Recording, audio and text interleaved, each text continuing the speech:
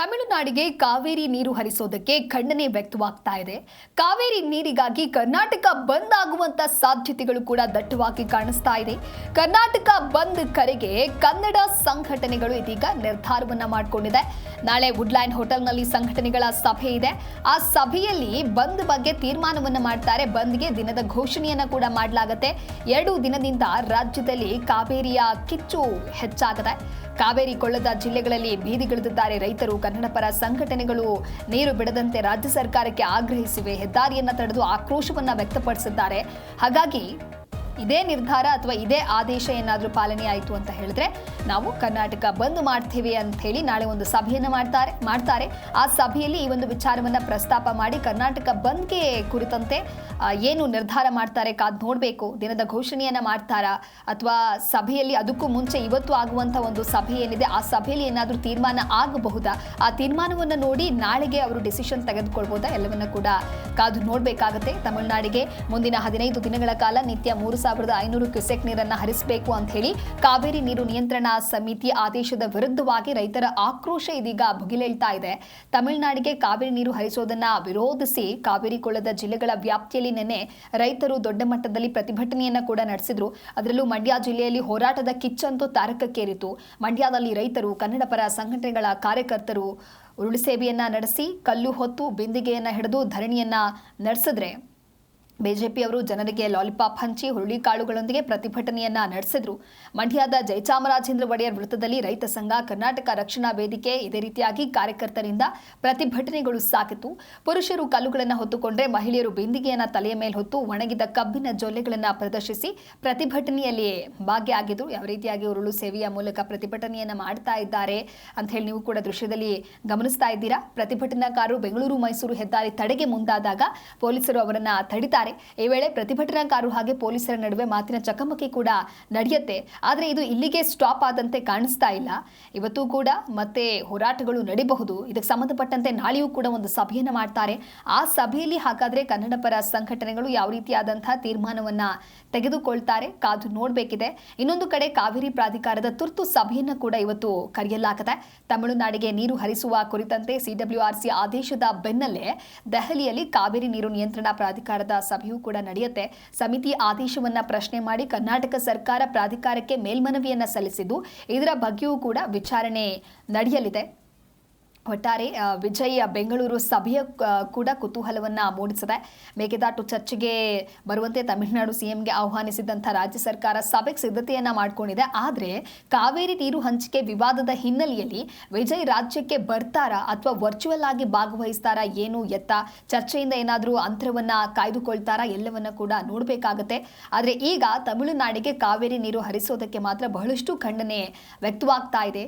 ಈ ಒಂದು ಆದೇಶವನ್ನ ಇದೀಗ ತೀರ್ಮಾನ ಏನು ತೆಗೆದುಕೊಂಡಿದ್ದಾರೆ ಈ ಆದೇಶ ಸರಿಯಲ್ಲ ಅನ್ನುವಂಥ ನಿಟ್ಟಿನಲ್ಲಿ ದಿನೇ ದಿನೇ ಪ್ರತಿಭಟನೆಯ ಕಾವು ಹೆಚ್ಚಾಗಿದೆ.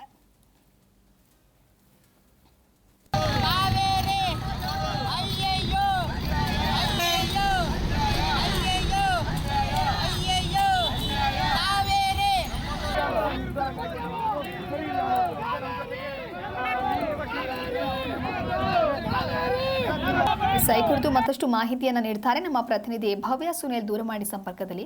ಭವ್ಯ, ತಮಿಳುನಾಡಿಗೆ ಕಾವೇರಿ ನೀರು ಹರಿಸುವಂತ ವಿಚಾರಕ್ಕೆ ಸಂಬಂಧಪಟ್ಟಂತೆ ಕಳೆದ 2 ದಿನಗಳಿಂದಲೂ ಕೂಡ ಯಾವ ರೀತಿಯಾದಂತಹ ಪ್ರತಿಭಟನೆಗಳಾಗ್ತಾ ಇದೆ ಅನ್ನೋದನ್ನ ನೋಡಿದ್ವಿ.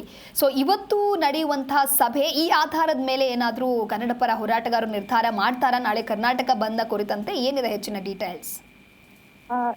ಕಾವೇರಿ ನೀರನ್ನ ತಮಿಳುನಾಡಿಗೆ ಹರಿಸುವ ವಿಚಾರಕ್ಕೆ ಸಂಬಂಧಪಟ್ಟಂತೆ ನಿನ್ನೆ ಕೂಡ ಫ್ರೀಡಂ ಪಾರ್ಕ್ ಸೇರಿದಂತೆ ನಗರದ ಬಹುತೇಕ ಕಡೆಗಳಲ್ಲಿ ಕನ್ನಡ ಪರ ಸಂಘಟನೆಯವರು ಪ್ರತಿಭಟನೆಯನ್ನ ಮಾಡಿದ್ರು. ಅಂದ್ರೆ ತಮಿಳುನಾಡಿಗೆ 15 ದಿವಸ 3,500 ಕ್ಯೂಸೆಕ್ ನೀರನ್ನು ಏನು ಬಿಡಬೇಕು, ಯಾವುದೇ ಕಾರಣಕ್ಕೂ ಬಿಡೋದಕ್ಕೆ ಸಾಧ್ಯ ಇಲ್ಲ ಅನ್ನೋ ಪ್ರತಿಭಟನೆಯ ಎಚ್ಚರಿಕೆಯನ್ನ ಕೊಟ್ಟಿದೆ. ಆದ್ರೆ ಕನ್ನಡ ಪರ ಸಂಘಟನೆಗಳು ಮಹತ್ವದ ಸಭೆ ನಡೆಸಿ ಅದರಲ್ಲೂ ಕೂಡ ವಾಟಲ್ ನಾಗರಾಜ್ ಆಗಿರ್ಬೋದು, ಹಾಗೇನೆ ಬಹುತೇಕ ಅಂದ್ರೆ ನಾರಾಯಣ್ ಗೌಡ ನೇತೃತ್ವ ಆಗಿರ್ಬೋದು ಎಲ್ಲ ಬಣ ಸೇರ್ಕೊಂಡು ಕನ್ನಡ ಪರ ಸಂಘಟನೆಗಳ ಮುಖಂಡರ ಒಕ್ಕೂಟದಿಂದ ಅಂದ್ರೆ ಅಂತಿಮ ನಿರ್ಧಾರವನ್ನ ಇವತ್ತು ಅಥವಾ ನಾಳೆ ಅಂದ್ರೆ ನಿರ್ಧಾರ ಮಾಡುವ ಸಾಧ್ಯತೆ ಇದೆ. ಅಂದ್ರೆ ಕಾವೇರಿ ವಿಚಾರವಾಗಿ ಮುಂದಿನ ಹೋರಾಟದ ಬಗ್ಗೆ ಈ ಸಭೆಯಲ್ಲಿ ಚರ್ಚೆ ನಡೆಯುತ್ತೆ. ಅಂದ್ರೆ ಪ್ರಮುಖವಾಗಿ ಕರ್ನಾಟಕ ಬಂದ್ಗೆ ಕರೆ ನೀಡುವ ಕುರಿತು ಸಭೆಯಲ್ಲಿ ನಿರ್ಧಾರ ಮಾಡಲಾಗುತ್ತೆ. ಸಭೆ ಬಳಿಕ ಹೊರಡಿಸುವ ಅಂದ್ರೆ ರೂಪುರೇಷೆ ಪ್ರಕಟಿಸುವ ಸಾಧ್ಯತೆ ಕೂಡ ಇರುತ್ತೆ. ಅಂದ್ರೆ ಯಾವ ರೀತಿ ಹೋರಾಟವನ್ನ ಮಾಡ್ಬೇಕು, ಒಂದ್ ವೇಳೆ ಕರ್ನಾಟಕ ಬಂದ್ ಮಾಡಿದ್ರೆ ಸರ್ಕಾರ ಯಾವ ರೀತಿ ಸಪೋರ್ಟ್ ಮಾಡುತ್ತೆ. ಯಾಕಂದ್ರೆ ಕರ್ನಾಟಕ ಬಂದ್ ಮಾಡೋದು ಅಷ್ಟೊಂದು ಈಸಿ ಅಲ್ಲ. ಯಾಕಂದ್ರೆ ಬಸ್ಗಳನ್ನ ತಡೆಯೋದಾಗಿರ್ಬೋದು, ಅಥವಾ ಸಾರ್ವಜನಿಕರು ತೆರಳುವಂತಹ ವಾಹನಗಳನ್ನ ಸಂಪೂರ್ಣ ಸ್ತಬ್ಧ ಮಾಡೋದಾಗಿರ್ಬೋದು, ಅಂಗಡಿ ಮುಂಗಟ್ಟುಗಳನ್ನ ಕ್ಲೋಸ್ ಮಾಡೋದಾಗಿರ್ಬೋದು. ಸೊ ಇದಕ್ಕೆಲ್ಲ ಸರ್ಕಾರ ಕೂಡ ಅನುಮತಿ ಕೊಡ್ಬೇಕಾಗುತ್ತೆ. ಯಾಕಂದ್ರೆ ಒಂದು ವೇಳೆ ಇವರು ಬಂದ್ ಮಾಡಿದಾಗ ಏಕಾಏಕಿ ಏನಾದ್ರೂ ಪ್ರತಿಭಟನೆ ಮಾಡುವ ಸಂದರ್ಭದಲ್ಲಿ ಅವಘಡ ಸಂಭವಿಸಿದ್ರೆ ಈ ಹಿಂದೆ ಕೂಡ ತಕ್ಷಣ ಅವ್ರನ್ನ ಬಂಧಿಸುವಂತಹ ಕೆಲಸಗಳು ಕೂಡ ಆಗಿತ್ತು.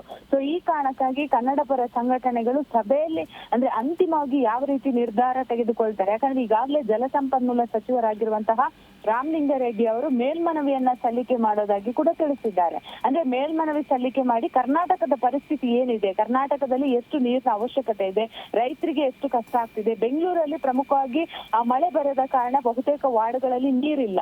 ಸೊ ಹೀಗಾಗಿ ಬೆಂಗಳೂರಿಗೆ ಎಷ್ಟು TMC ನೀರಿನ ಅಗತ್ಯ ಇದೆ ಎಲ್ಲವನ್ನ ಕೂಡ ಅಂದ್ರೆ ಈಗಾಗಲೇ ಮೇಲ್ಮನವಿ ಮೂಲಕ ಮನವಿಯನ್ನ ಸಲ್ಲಿಸೋದಕ್ಕೆ ಈಗಾಗಲೇ ನಿರ್ಧಾರ ಮಾಡಿದ್ದಾರೆ. ಸೊ ಒಂದು ವೇಳೆ ಕನ್ನಡ ಪರ ಸಂಘಟನೆಗಳು ಕರ್ನಾಟಕ ಬಂದ್ಗೆ ಕರೆ ಕೊಟ್ರೆ ಸರ್ಕಾರ ಕೂಡ ಇವ್ರ ಜೊತೆ ಸೇರ್ಕೊಂಡು ಏನಾದ್ರೂ ಕರೆದವ್ರನ್ನ ಸಭೆ ಮಾಡುವ ಸಾಧ್ಯತೆ ಕೂಡ ಇರುತ್ತೆ. ಇವ್ರು ಏಕಾಏಕಿ ಸಭೆ ಮಾಡಿ ಅಂದ್ರೆ ಕರ್ನಾಟಕ ಬಂದ್ ಮಾಡ್ತೀವಿ ಅಂತ ಘೋಷಣೆ ಮಾಡಿದ್ರು ಕೂಡ ಸರ್ಕಾರ ಯಾವ ರೀತಿ ಸಮ್ಮತಿ ಕೊಡುತ್ತೆ ಅನ್ನೋದು ಕೂಡ ಕಾದು ನೋಡ್ಬೇಕಾಗುತ್ತೆ. ಯಾಕಂದ್ರೆ ಈಗಾಗಲೇ ಅವರು ನಿನ್ನೆ ಕೂಡ ಪ್ರತಿಭಟನೆ ಮಾಡುವಾಗ ಅವ್ರಿಗೆ ಫ್ರೀಡಂ ಪಾರ್ಕ್ ಅಲ್ಲಿ ಪ್ರತಿಭಟನೆಗೆ ಅವಕಾಶವನ್ನ ಮಾತ್ರ ಮಾಡಿಕೊಟ್ಟಿರುವಂತದ್ದು. ಮೈಸೂರು ಬ್ಯಾಂಕ್ ಸರ್ಕಲ್ ಆಗಿರ್ಬೋದು, ಬೇರೆ ಬೇರೆ ಸರ್ಕಲ್ಗಳಲ್ಲಿ ಮಾಡುವಾಗ ಪ್ರತಿಭಟನಾಕಾರರನ್ನ ವಶಕ್ಕೆ ಪಡೆಯುವಂತಹ ಕೆಲಸವನ್ನ ಕೂಡ ಪೊಲೀಸರು ಮಾಡಿರುವಂತದ್ದು. ಸೊ ಈ ಕಾರಣಕ್ಕಾಗಿ ಕರ್ನಾಟಕ ಬಂದ್ಗೆ ಒಂದು ವೇಳೆ ಸಭೆಯಲ್ಲಿ ಎಲ್ಲರೂ ಕೂಡ ಒಮ್ಮತದ ನಿರ್ಧಾರ ಮಾಡಿದ್ರು ಕೂಡ ಅದರ ರೂಪುರೇಷೆಯನ್ನ ಸರ್ಕಾರ ಯಾವ ರೀತಿ ಅಂದ್ರೆ ತೀರ್ಮಾನ ತೆಗೆದುಕೊಳ್ಳುತ್ತೆ ಅನ್ನೋದನ್ನ ಕಾದು ನೋಡ್ಬೇಕಾಗುತ್ತೆ. ದಿವ್ಯದ ಓಕೆ, ಥ್ಯಾಂಕ್ ಯು ಭವ್ಯ ನಿಮ್ಮೆಲ್ಲ ಮಾಹಿತಿಗಾಗಿ.